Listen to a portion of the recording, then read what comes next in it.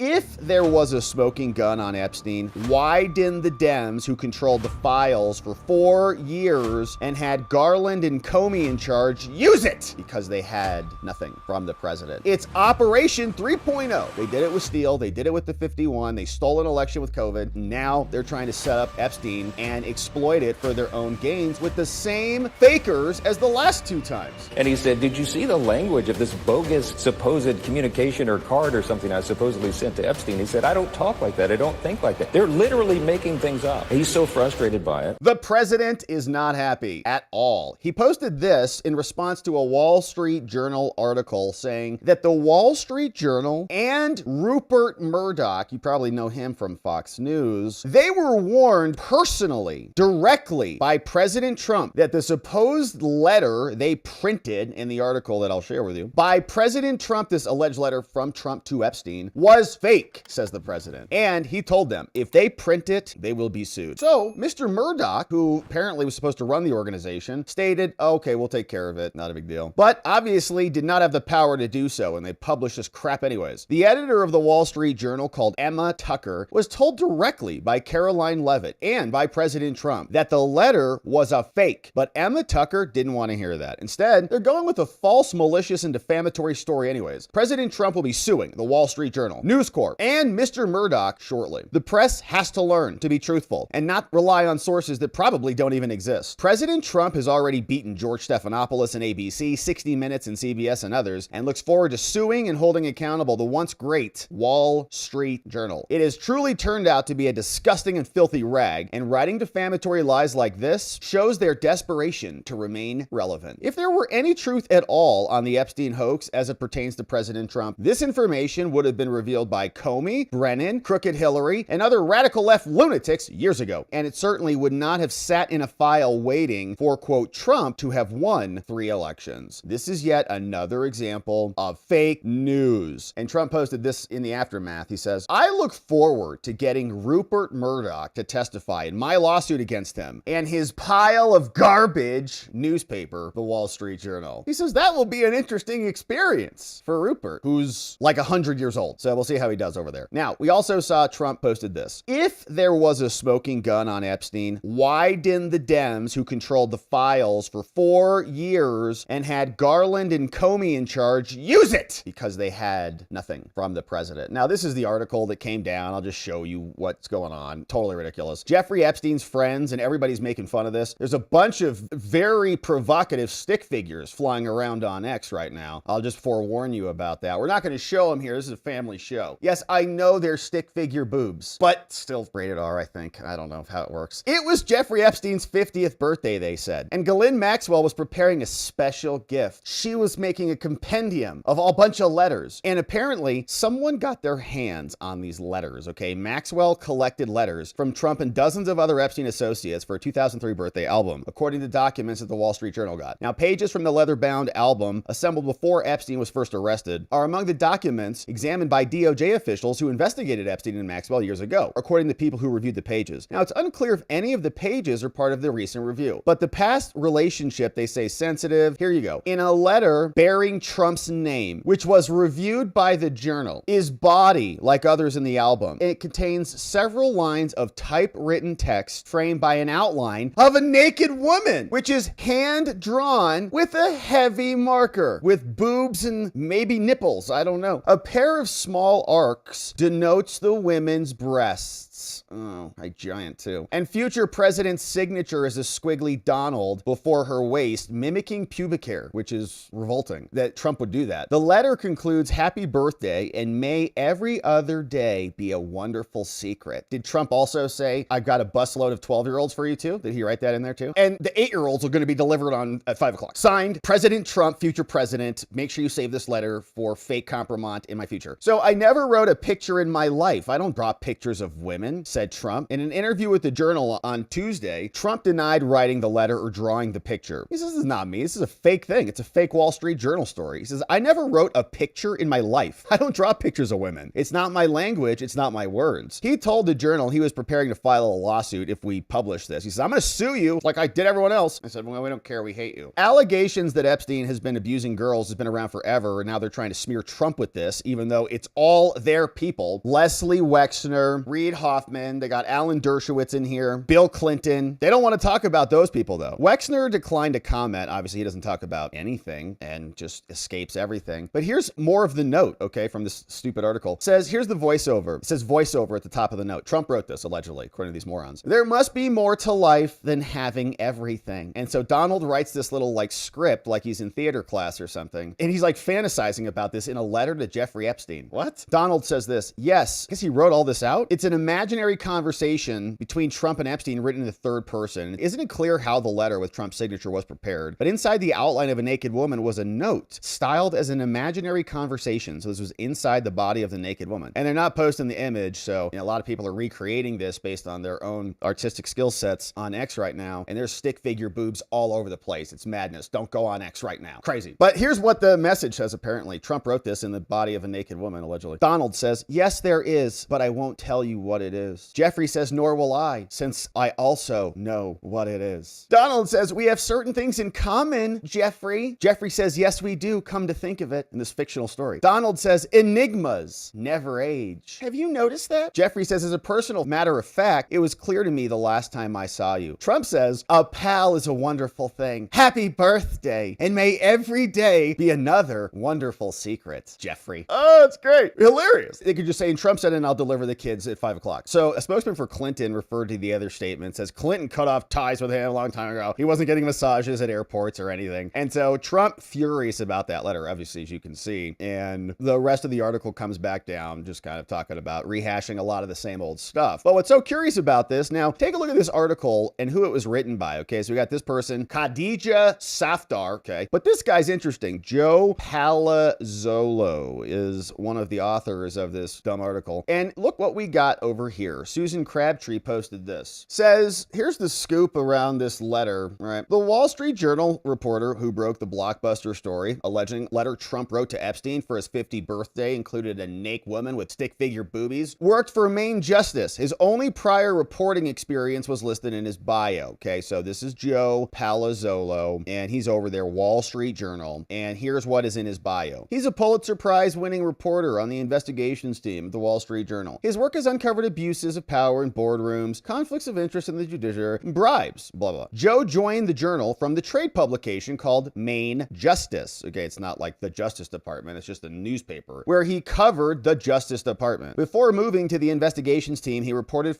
on the National Legal Affairs team for the Journal for 7 years, focusing on the nation's prisons, courts, guns, law enforcement. Joe is based in New York, of course. So here she says, well, that's interesting.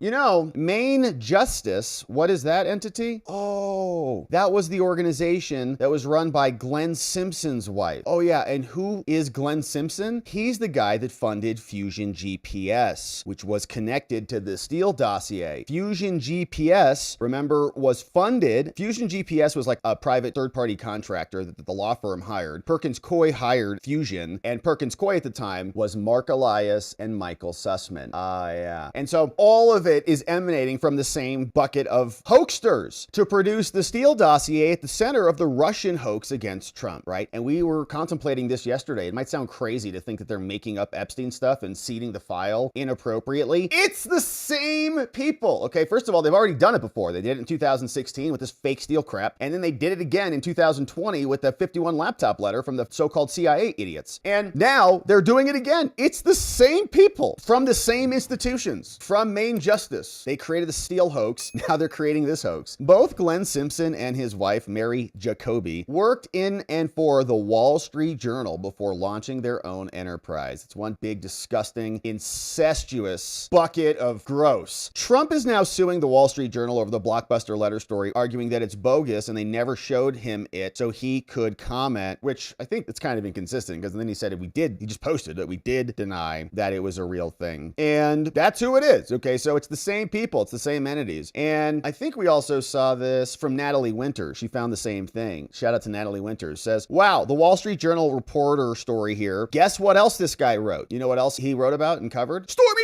Daniels. Oh, Oh, he was credited for helping set in motion the first criminal prosecution of a former president. So more background on him. She's, sleuthing around. And this one said more than 6 years ago, Joe Palazzolo, the article guy who just wrote that dumb article about Epstein, same guy, broke the story ahead of 2016 that Trump and Michael Cohen were transacting money as it related to Stormy Daniels. Okay, so he set up that one too. All these people do is just launch lawfare and malicious attacks. And this guy's been doing it, just follow the bouncing ball for years now. So he breaks the story. Their story won a Pulitzer Prize, all made up. Michael Cohen's a convicted perjurer, liar. Their story won a Pulitzer Prize, and its finding remained central to Alvin Bragg's case, which was another rigged prosecution because Judge Juan the Con Mercan enabled a scam trial. We also saw this, says that he helped set in motion the first criminal prosecution of a former president, okay? It's Operation 3.0. They did it with Steele. They did it with the 51. They stole an election with COVID. Now they're trying to set up Epstein and exploit it for their own gains with the same fakers as the last two times. Trump Jr. said, hey, you know what? My father has a very specific way of speaking, okay? People all over the world have mimicked it for decades, and it's hard to be authentic and really do it well. But also, he says, everyone knows it. This insanity written in the Wall Street Journal ain't it, and everyone knows it. Also, in 47 years, I've never seen him doodle once, ever. Give me a break with the fake journalisming. Sean Davis said, has Trump even ever said the word enigma? And somebody did actually find he has said enigma. There is an old, I think 2016 clip where he does say the word enigma at one point. You don't hear it a lot, but it was a 12-second from 2015. So long time ago to say that word. But the point is, it still doesn't sound like him, right? Whatever was written in there, like a fake little exchange. There is no record of him using enigma in writing or speaking. There's that one clip that we saw, but it's not in his books, apparently, according to Grok. So anyways, it does not sound like him. It sounds like a ridiculous, like romance novel or something written by,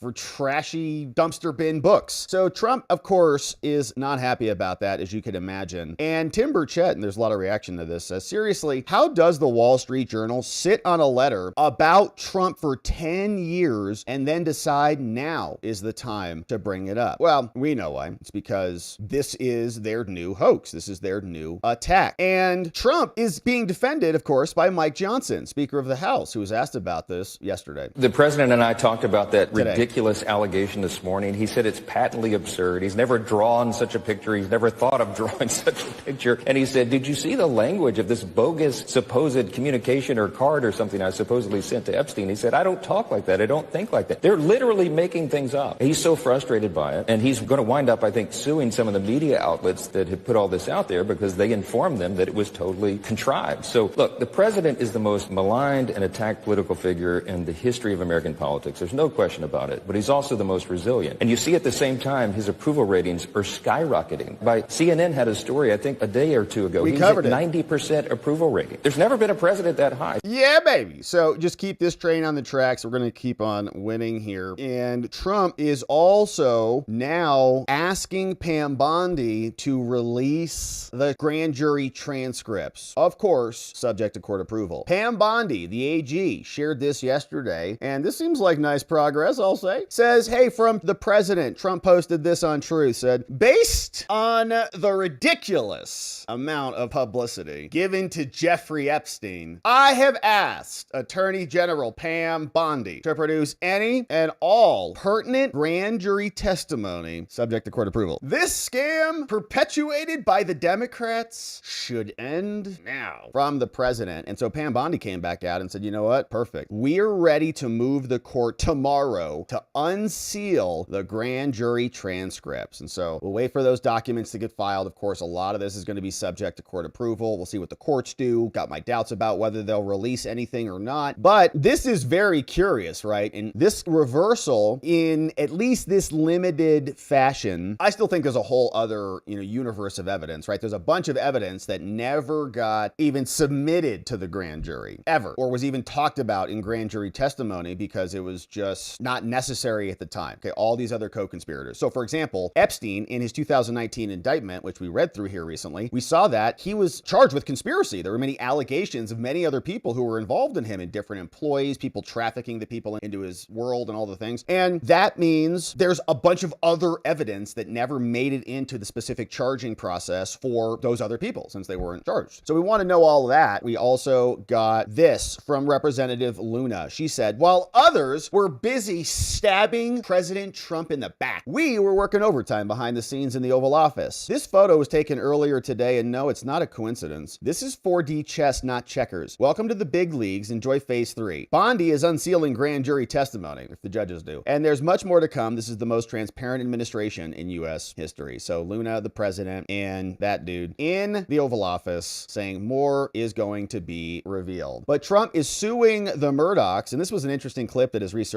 of Tucker, who said that the Murdoch family, not necessarily Rupert, but Lachlan, the chair of the News Corp, the organization, was trying to get Tucker to run for president against Trump so that it could split the MAGA vote and deviate Trump from retaking the White House. These people are sick. Here's what Tucker said in response to that. There's no one who hates Trump more than the Murdochs. I got fired in April of 2023. In May of 2023, they asked me to run for president against Trump and said they would back me. Obviously, I'm not running for any, I would never get elected anyway. Plus, I like Trump. I mean, the funny thing is, I actually genuinely, I get frustrated. I'm frustrated now. So hold on. I'm sorry. Trump. You just said that and people they asked you to run for president against Trump, the Murdochs. Yeah. Lachlan Murdoch said, you should run for president. We'll back you. The whole thing, the whole Fox News apparatus. And not just Fox, but, Wall Street Journal. All of their papers, Times everything. London. Absolutely. Yeah, we'll back you. And that came right from... You should do that. I was already gone. They'd already canceled my show. I was still under contract, but they canceled my show. You should run. We support you. You should run. We want to stop Trump. Yeah, well, he was running. Yeah. So that's who we're dealing with over there. So a bunch of fakers who say, oh no, we love Trump. Stab him in the back in the meantime. And Stephen Chung, also from the president's team, said, the Democrats, in coordination with the fake news media, just played themselves by peddling and publishing a totally false and defamatory article. Nobody in their right minds would believe this trash. So saying, don't be a panicking. So the Wall Street Journal will surely be getting hit with a lawsuit. We'll, of course, keep our eye out for that. We'll keep our eye out for any Pam Bondi motions to unseal and see what is in the bulk of those requests and whether we even see those requests to unseal or those are filed with permission to file under seal. We'll see.